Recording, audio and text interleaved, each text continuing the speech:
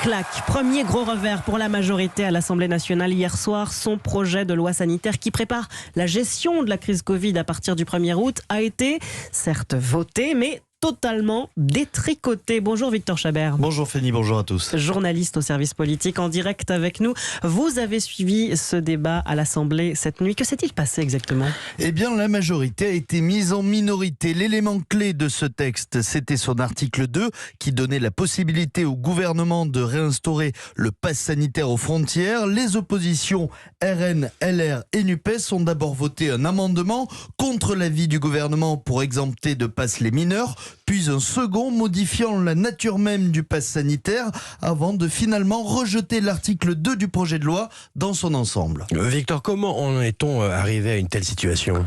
Eh bien, concernant ce premier vote, ce n'est pas une alliance à proprement parler entre les oppositions RN, LR et NUPES, parce que chaque groupe avait déposé des amendements pour des motifs différents, mais avec le même objet, remplacer 12 ans par 18 ans dans le texte pour exempter les mineurs de pass sanitaire. Or, dans ces cas-là, le vote d'amendements similaires est groupé, et c'est comme ça que les oppositions ont obtenu la majorité au nez et à la barbe du gouvernement. Raquel Garrido, députée LFI, résume la suite des événements. Pourquoi donc avoir voulu profiter de cette loi pour se donner le droit de remettre en place le pass sanitaire?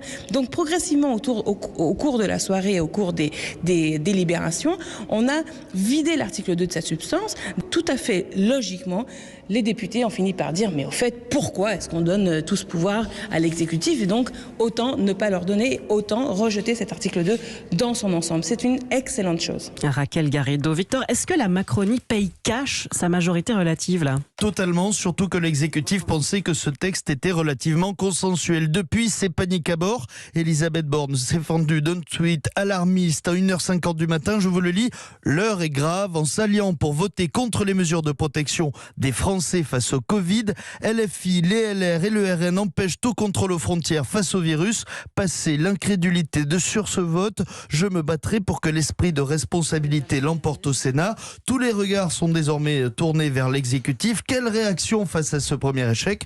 Dans les rangs de l'opposition, on espère que cela forcera le gouvernement à chercher de réels compromis, à moins que ce ne soit pris comme une déclaration de guerre. Merci Victor Chabert du service politique.